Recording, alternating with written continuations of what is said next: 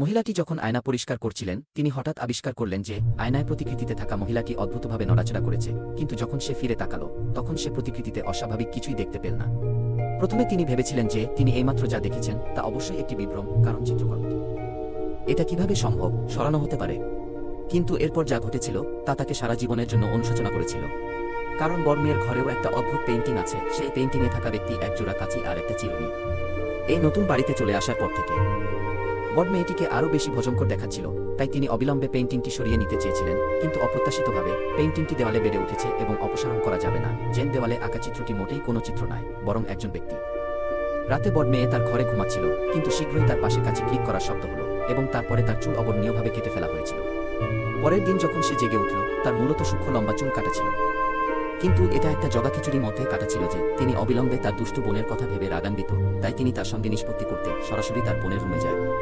যাই হোক, আশ্চর্যের বিষয় হলো এই সম্পর্কে আমার বোনের কোনো ধারণা নেই এবং তার মুখটি বড় অক্ষরে ইনোসেন্ট শব্দ দিয়ে লেখা আছে, কারণ তিনি গত রাতে রুমেই ছিলেন, কোথাও যাননি। এই ঘটনাটি অ্যানকে খুব বাকরুদ্ধ করে তুলেছিল। শীঘ্রই সে তার চুল ধুয়ে বিছানায় যাওয়ার জন্য প্রস্তুত হচ্ছিল, হঠাৎ তার চুল পড়ার কারণে সে শুনতে পেল কোনো আপাত কারণ ছাড়াই তার চুল কেটে ফেলা হয়েছিল। সে তার ঘরের পেইন্টিংটির দিকে যত বেশি তাকালো ততই তার চোখে ব্যথা অনুভূত হয়েছিল, তাই সে সরাসরি সাদা কাপড় দিয়ে ঢেকে দিল। সে ভেবেছিল গভীর রাতে সাদা কাপড়ের আড়াল থেকে একটা হাত ধীরে ধীরে প্রসারিত করে আবার চুল কাটতে শুরু করবে। অ্যানি চোখ খুলতেই হাতটা দ্রুত সাদা কাপড়ের কাছে ফিরে গেল। তার কাটা চুলের দিকে তাকিয়ে অ্যান আবার তার বোনের কথা ভাবল, কিন্তু যখন সে তার বোনকে পাঠ শেখাতে বাইরে যাচ্ছিল সে হঠাৎ থেমে গেল, কারণ এত দেরি করে আমার বোনের রুমে আসা অসম্ভব।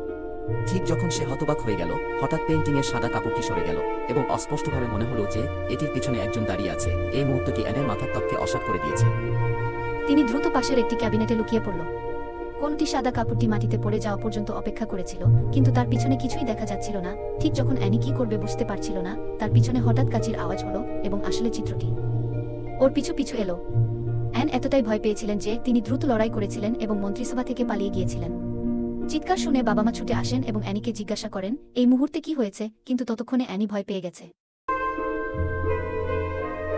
তিনি দেয়ালের অদ্ভুত প্রতিকৃতির দিকে ইশারা করতে থাকলেন এবং চিৎকার করে লাগলো যে পেইন্টিংয়ের লোকটি দৌড়ে গেছে। এই মুহূর্তে আমার বাবাকে প্রশ্ন করা হয়েছিল, কারণ পেইন্টিংটিতে কেউ কিভাবে থাকতে পারে।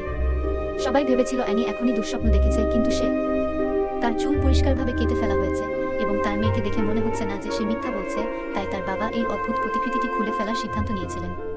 দুর্ভাগ্যবশত এই পেইন্টিংটি দেয়ালে বড় হয়েছে বলে মনে হচ্ছে এবং আমি বাঁচতে বা মারা গেলেও এটি তুলে নিতে পারবো না। এই মুহূর্তে পিতার কাছে তার ছেলেকে ডাকা ছাড়া কোনো উপায় ছিল না এবং তারা দুজনে মিলে প্রতিকৃতিটি সরাতে কাজ করেছিল।